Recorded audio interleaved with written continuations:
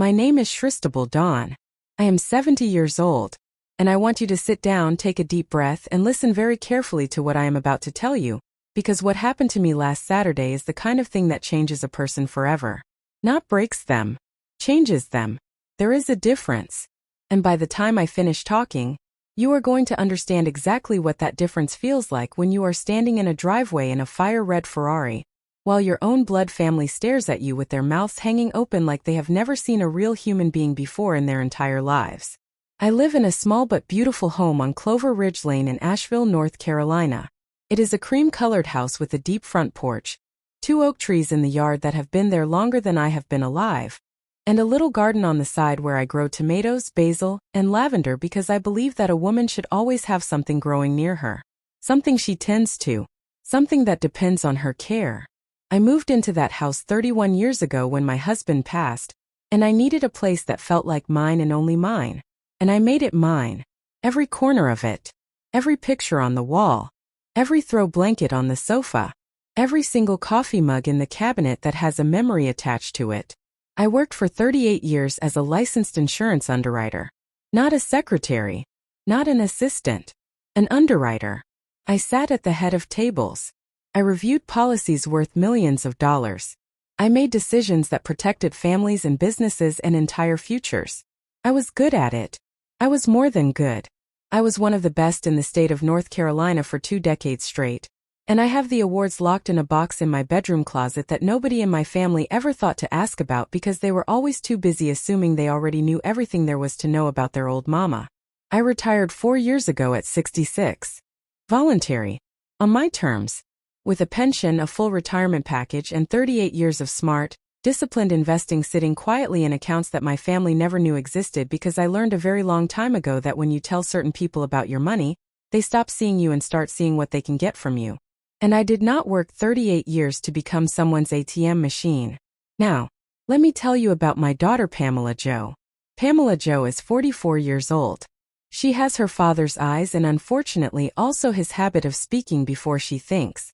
She married Gerald Wayne 15 years ago and Gerald is a decent enough man, but he has always let Pamela lead, which means he has always let Pamela's bad ideas become his bad ideas too. They live about 20 minutes from me in a house I helped them put a down payment on back when I thought helping family meant giving them everything they asked for. I know better now. Pamela Jo calls me every Sunday.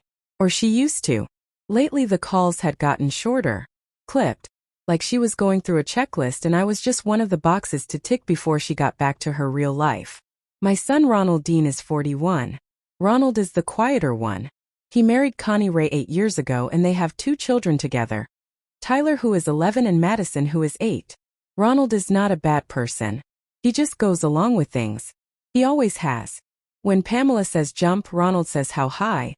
And that has been the dynamic in this family since they were children sitting at my kitchen table doing homework. I used to think it was just sibling loyalty. Now I think it is something closer to weakness, and I say that with love because I raised him and I take some responsibility for the fact that I never pushed him hard enough to find his own spine. Then there is Gloria Jean. My best friend of 42 years. The woman who has seen me through the death of my husband, the raising of 2 children mostly alone, 38 years of a demanding career, and every single moment of doubt and fear and loneliness that I ever had and tried to hide from the world. Gloria Jean is 68 years old. She lives 3 streets over from me. She has bright silver hair that she refuses to dye because she says she earned every single strand of it, and she laughs so loud that sometimes the neighbors come outside to see what is happening. Gloria Jean is the reason I am still standing, and she is one of the only people on this earth who knew the full truth about my life. All of it. And then there is Mr. Whitfield, my financial advisor of 22 years. Tall, careful, precise man with reading glasses, he wears on a chain around his neck and a voice like warm mahogany. Mr. Whitfield has been guiding my investments since I was 48 years old, and walked into his office on a lunch break with a folder of documents, and told him I wanted to retire early and comfortably, and that I needed someone smart enough to help me do that. He looked at my numbers and he said, "Mrs. Dawn, if you stick to this plan and you do not panic and you trust the process, you will be more than comfortable. You will be free." I stuck to the plan. I did not panic. I trusted the process. And 22 years later, Mr. Whitfield was right. Now I need to tell you about Marcus. Marcus is 32 years old, and he works at Meridian Luxury Auto just off the interstate. He has the kind of energy that makes you feel like the most important customer in the room, not because he is trying to sell you something but because he is genuinely excited about cars in a way that is almost childlike and completely contagious. I walked into his showroom 3 months ago just to look. That is what I told myself. Just to look. And Marcus walked me straight to a 2024 Ferrari Roma in Rosso Corsa Red and said, "Ma'am, I do not know your story, but that car looks like it was waiting for you." I sat in it. I ran my hands along the steering wheel, and something shifted in my chest. Something that had been quiet for a long time suddenly woke up and said, "Shristable, you have earned this. You have more than earned this." I bought it 3 weeks later. Paid in full. Cash transaction. And I drove it home on a Tuesday afternoon while the whole neighborhood stared. And I felt more alive than I had in years. I did not tell my children about the Ferrari. I kept it in the garage. I drove it on Sunday mornings when Pamela's calls were short and the roads were empty and the mountains outside Asheville turned gold in the early light. It was mine. Just mine. Like the house. Like the garden. Like the life I had built entirely by myself. Now here is where everything starts to unravel. About 2 months ago, Pamela Jo called me on a Sunday and she was different. Warm. Chatty. She asked about my garden. She asked about my hip, which had been bothering me in the fall. She asked if I was eating enough and sleeping well and getting out of the house. I should have known right then. Pamela Jo does not ask about my hip unless she wants something. But I was in a good mood and the tomatoes were coming in beautifully and I let my guard down. We talked for almost an hour and at the end of it she said, "Mama, we want to throw you a little party. Just family. Just to celebrate you." I said, "Celebrate what?" She said, "Just you. Just being you." I thought that was strange but sweet. I said, "All right." She said she would handle everything and I just needed to show up at Ronald and Connie Ray's house on Saturday the 4th at 2 in the afternoon. I said fine. I marked it down on my calendar. I went back to my garden. Now in the meantime, Gloria Jean called me that Thursday and she said, "Shristable, I need to tell you something and you are going to be upset with me for knowing and not telling you sooner." And I said, "Gloria Jean, what on earth?" And she said, "I ran into Connie Ray at the grocery store on Tuesday and Connie Ray said something to me that I cannot stop thinking about. She said the party this weekend is a joke party. Poverty party." I said, "I am sorry, what does that mean?" And Gloria Jean, bless her heart, explained it to me. Apparently my children have decided, together, that I am broke. That I have been broke for years. That my retirement went badly and I have been too proud to ask for help. And that I have been quietly struggling and pretending everything was fine. And that the party they are throwing me is themed around this idea. Poverty party. With decorations meant to be funny. Jokes about coupons and ramen noodles and thrift store clothes. An entire celebration of what they have decided my life looks like. I sat with the phone in my hand for a long time after Gloria Jean told me that. A very long time. I did not speak. Gloria Jean did not push me to. She just stayed on the line breathing quietly, the way she does when she knows I need space to process something before I respond. And I thought about 38 years of work. I thought about the awards in the box in the closet. I thought about Mr. Whitfield and his reading glasses on the chain and his voice like warm mahogany telling me I would be free. I thought about my house on Clover Ridge Lane and my lavender and my basil and my 2 oak trees. I thought about Marcus and the Ferrari Roma, and the way the mountains looked on Sunday mornings when the light was just right. And I felt something happen inside me that I cannot fully explain except to say that it was not anger. It was something colder and quieter than anger. It was clarity. The kind of clarity you only get when something strips away every last illusion you were still holding onto about people you love. I told Gloria Jean thank you. I told her I would handle it. She asked if I wanted her to come with me on Saturday. I said no. I said this was something I needed to do alone. She said, "Shristable, whatever you decide to do, you do it with your head high." I said, "Gloria Jean, I have never walked into a room with my head anything but high." And that made her laugh. That big loud laugh that brings the neighbors outside. And for just a moment I felt okay. I called Mr. Whitfield on Friday morning. Not because I needed financial advice. I just needed to hear his voice. I told him what was happening and he was quiet for a moment and then he said, "Shristable, what are you going to do?" I said, "I am going to show up, Mr. Whitfield." He said, "Good." I said, "I am going to show up in the Ferrari." He was quiet again and then he laughed, just a small quiet laugh, and said, "Mrs. Dawn, you are something else entirely." I said, "I know it." We hung up and I felt the clarity sharpen even further. Saturday morning I woke up early. I made myself a good breakfast. Eggs with herbs from my garden. A strong cup of coffee. I sat on my front porch in the early morning light and listened to the birds for a long time.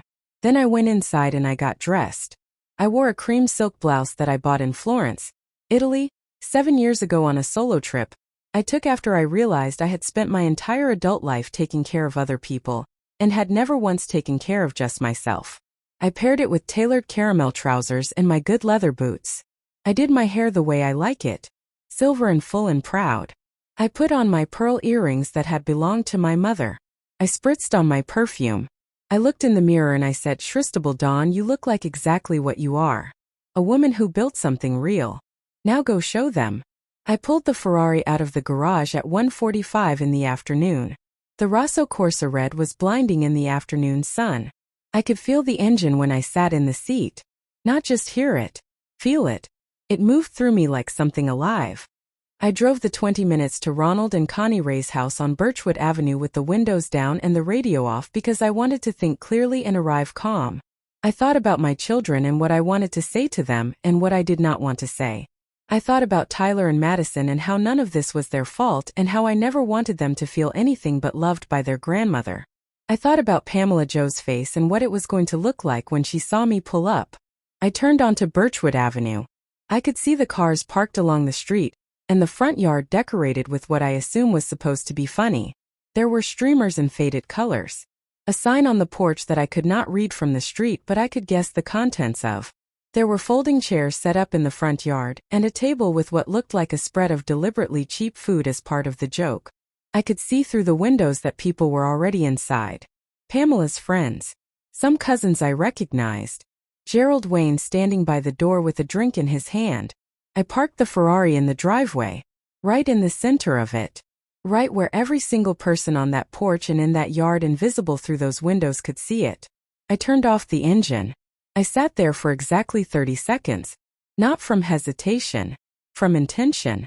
I wanted them to have 30 seconds to look at that car before I stepped out of it. To really look at it. To let it register. Then I opened the door and I stepped out. The first person to see me was Connie Ray. She was standing just inside the front screen door, and I watched her expression change in real time from welcoming hostess smile to pure stunned confusion. She said nothing. She just stared. Then Pamela Jo came out from behind her and onto the porch and she looked at me and then she looked at the car and then she looked back at me and I watched the color drain from her face in a way I have never seen happen to a living human being before. Gerald Wayne turned from his conversation and dropped his drink. Not spilled it. Dropped it. The cup hit the porch rail and bounced into the yard and nobody moved to pick it up. Ronald came around the side of the house and he stopped mid-step with one foot still in the air when he saw the car and then slowly set it down. Tyler and Madison appeared from somewhere and Madison grabbed Tyler's arm and said, "Oh wow." Because children are the only honest people in any room. I walked up the porch steps. Slowly. With my head up and my pearls on and my Florence silk blouse absolutely perfect in the afternoon light. I looked at Pamela Jo. She was trying to say something. Her mouth was opening and closing. I looked at the sign on the porch. It said, "Welcome to the poverty party, Mama." There were little coupon clippings glued to it as decoration. Someone had drawn a cartoon of a woman eating from a can of soup. I looked at the table of food. Ramen noodles still in their packaging. A stack of crackers. A bag of off-brand chips. All arranged to be funny. To be a joke. My life arranged as a punchline on a folding table in my son's front yard. I stood on that porch for a moment and I looked at all of them. Every face. Pamela Jo still trying to find words. Gerald Wayne pale and quiet. Ronald looking at the ground. Connie Ray with her hand over her mouth. Tyler and Madison watching from the yard with wide innocent eyes. The cousins and friends frozen mid-conversation. All of them. I looked at all of them and I took one slow breath. And then I said very quietly so they all had to lean in slightly to hear me, "I just came to see the decorations." And I turned around. And I walked back down the porch steps. And I got back into the Ferrari. And I drove away. I did not peel out. I did not race the engine. I pulled out of that driveway slowly and smoothly the way Marcus had taught me to handle the car. And I turned onto Birchwood Avenue and I drove home. I called Gloria Jean the moment I pulled back into my own garage. She picked up on the first ring because she had been waiting. I told her what happened word for word. By the time I finished, she was crying. Not sad crying. That kind of crying where something is so perfectly right that it bypasses logic and goes straight to the heart. She said, "Shristable Dawn, that is the most beautiful thing I have ever heard in my life." And we laughed together for a long time. That big loud laugh. The neighbors probably heard it. Pamela Jo called me that evening. I let it go to voicemail. She called again. And again. Gerald Wayne called. Ronald called twice. Connie Ray sent a text that said, "Mama, we are so sorry, please call us." I turned my phone face down and sat on my front porch with a glass of sweet tea, and watched the light leave the sky over my oak trees and felt completely at peace.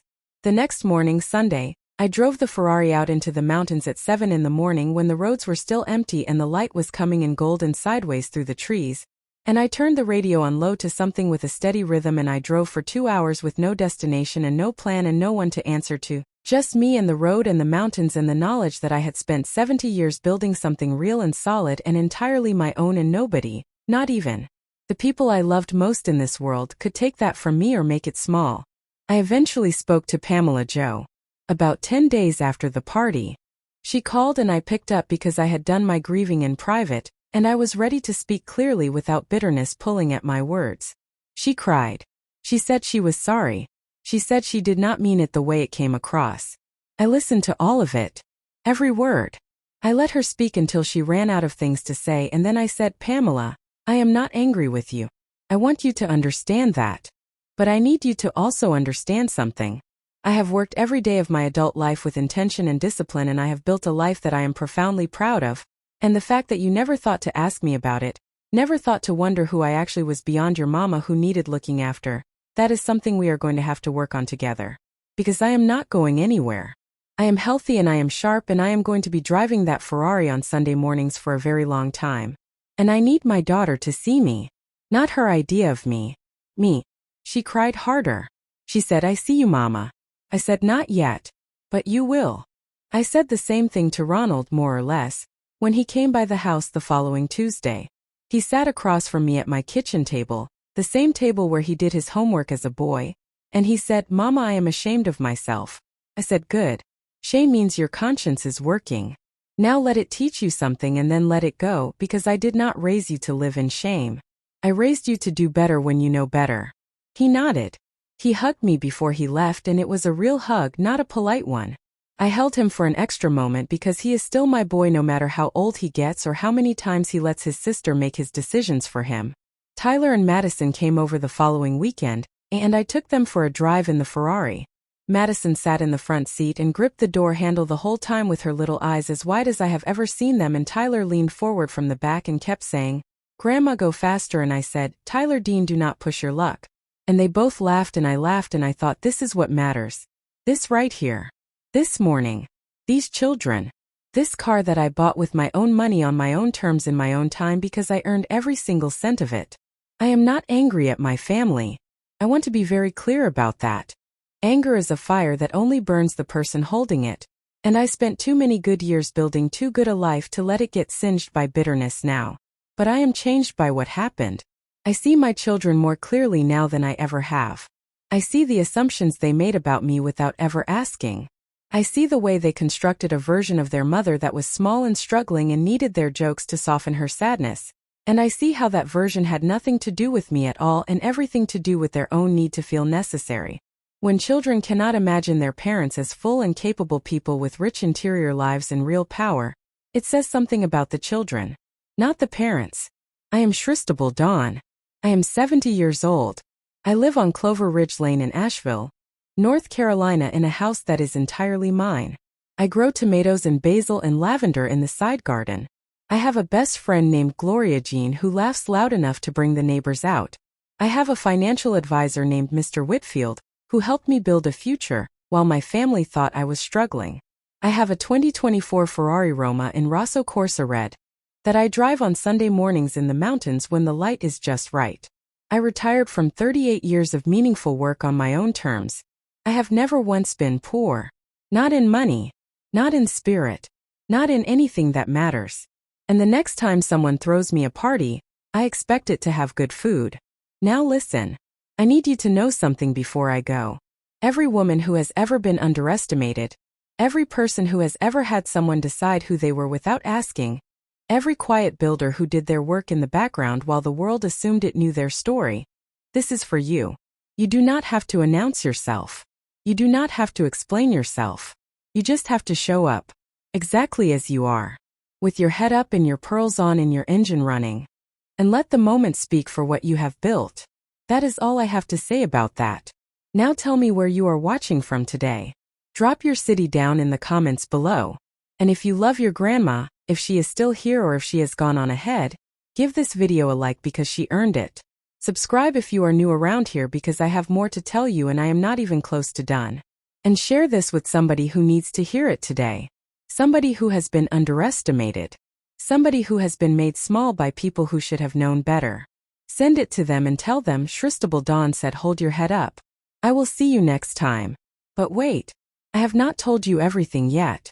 Because the Ferrari and the party and the driveway moment, as satisfying as all of that was, it was not the end of the story.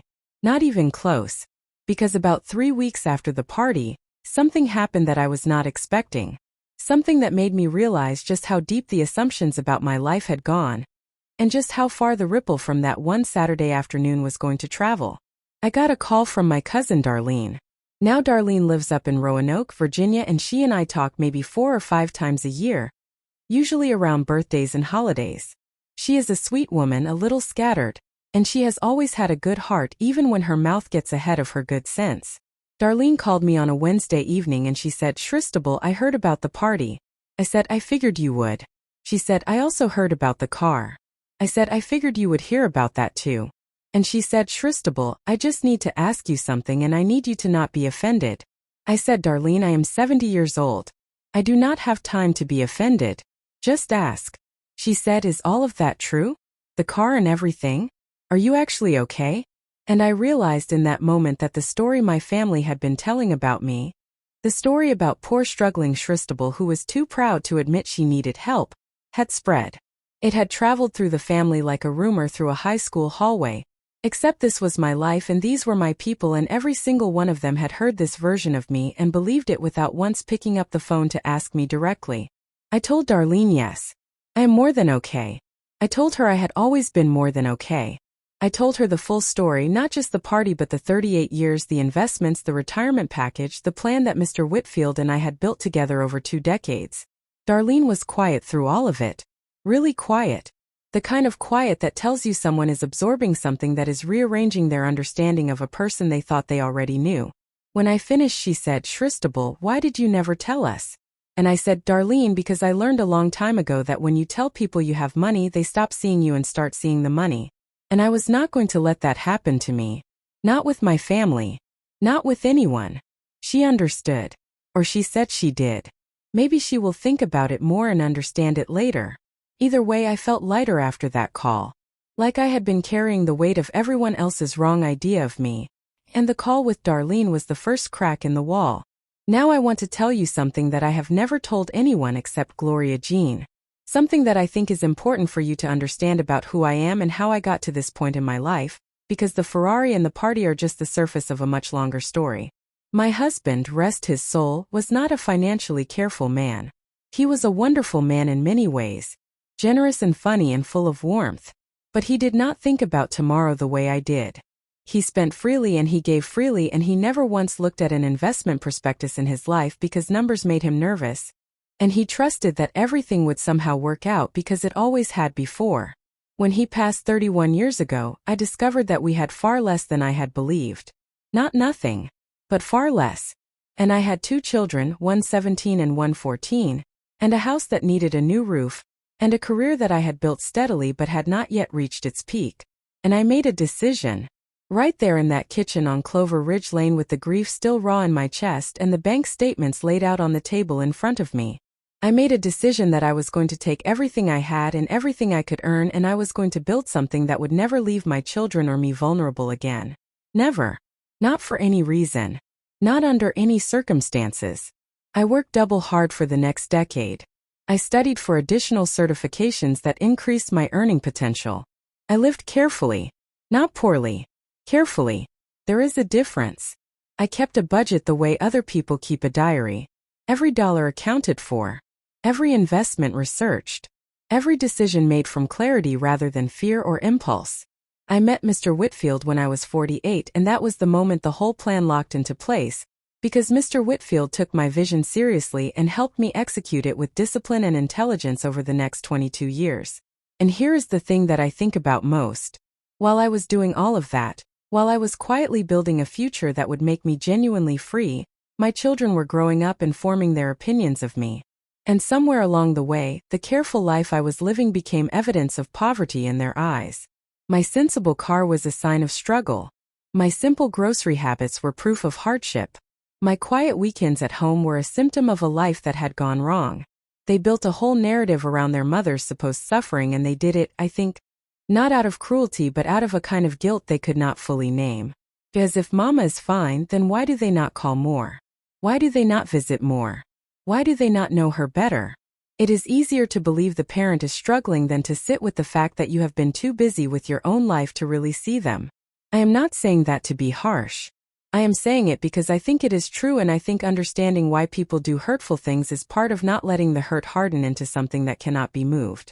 I love my children. I am going to love them until the last day of my life and beyond it. But I needed them to see me. Not a version of me constructed from their own assumptions and guilt. Me. The real Shristable Dawn. And sometimes the only way to make someone see the truth is to park it in their driveway in Rosso Corsa red. And let the afternoon sunlight do the rest. Let me also tell you something about Gloria Jean, because she deserves more than a mention in passing. Gloria Jean has been my mirror for 42 years. When I could not see myself clearly, I would call Gloria Jean and she would tell me what she saw. Not what I wanted to hear. What she actually saw. That is the rarest gift one human being can give another, and she has given it to me over and over again without ever asking for anything in return except honesty back. When my husband died and I was drowning in grief and financial panic, Gloria Jean sat at my kitchen table every morning for 3 months and had coffee with me so I would not face the mornings alone. When I got my first major promotion and I was afraid to celebrate because it felt like too much to claim for myself, Gloria Jean bought a bottle of champagne and made me drink a glass and say out loud that I had earned it. When I was thinking about buying the Ferrari and I was second-guessing myself the way women of a certain generation are trained to second-guess their own joy, Gloria Jean said, "Shristable, if you do not buy that car, I am going to buy it myself and park it in your driveway so you have to look at it every morning until you come to your senses." She is the kind of friend most people only find in books. I found her in real life and I have never taken a single day of her friendship for granted. I also want to say something about Tyler and Madison, my grandchildren, because they are innocent in all of this and they are also the future of my family, and I think about them differently now than I did before the party. Tyler is 11 and he is going to be tall and he asks good questions and he has a serious look about him when he is thinking through something that reminds me of myself at that age. Madison is 8 and she is bold and funny, and she said, "Oh wow," when she saw the Ferrari without any self-consciousness or calculation, just pure unfiltered wonder. And I thought, that is the child I want to keep that alive in. That wonder. That willingness to be amazed without immediately looking around to see if it is okay to be amazed. I have started spending more time with them since the party. Not because I want to make a point to their parents, but because something cracked open in me that Saturday afternoon on that porch, and what came through the crack was a clarity about time. About how much of it is left and how I want to spend it. I took Tyler to a bookstore last weekend and we spent 2 hours just wandering through it and talking about what we were reading, and it was one of the best afternoons I have had in years.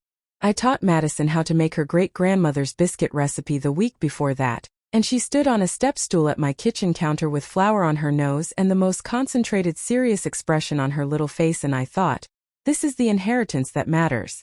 Not the accounts. Not the car. This. The recipes and the Saturday mornings and the grandmother who had time for them because she built a life that gave her that time. I want to leave you with one more thing. Something practical.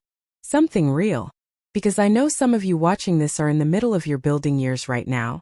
You are working hard and living carefully, and maybe the people around you do not understand why you do not spend more freely or live more loudly or show your progress in ways they can see and measure. And I want to tell you something that 70 years of living has taught me. The work you do in private shows up in public eventually. Every disciplined decision, every dollar saved and invested and left alone to grow, every choice made from long-term thinking rather than short-term comfort. All of it is building something. You may not be able to see it from where you are standing right now. Other people definitely cannot see it. But it is there. It is accumulating. And one day it will be undeniable. One day it will pull out of the garage and sit in the driveway in the afternoon sun and be so clearly, so completely, so beautifully real that nobody in the world will be able to argue with it. Keep building. Keep going. Keep your head up and your eyes on what you are working toward. And do not let anyone, not your family, not your friends, not your own moments of doubt, make you smaller than you actually are. I am Shristable Dawn. I am 70 years old. I live in Asheville, North Carolina with my 2 oak trees and my Ferrari in the garage. I am retired and free and exactly where I plan to be. And I would not trade one day of the work it took to get here. Not one of them. One more thing before I close. Since that Saturday, something unexpected has settled into my house. A quiet. Not sad quiet. Settled quiet. Like the air stopped holding its breath. I walk through my rooms in the morning and feel something I cannot perfectly name. Settled into myself in a way that years of building and proving never quite gave me, because proving is always aimed outward at someone else. This is different. This is just knowing. Knowing who I am and what I built and that it was always enough even when nobody could see it yet. That is the real gift the joke gave me. Not the car. Not the money. Just knowing. And now I truly must go. My tomatoes need checking and Gloria Jean is coming over for coffee at 4 and I promised Tyler I would call him tonight.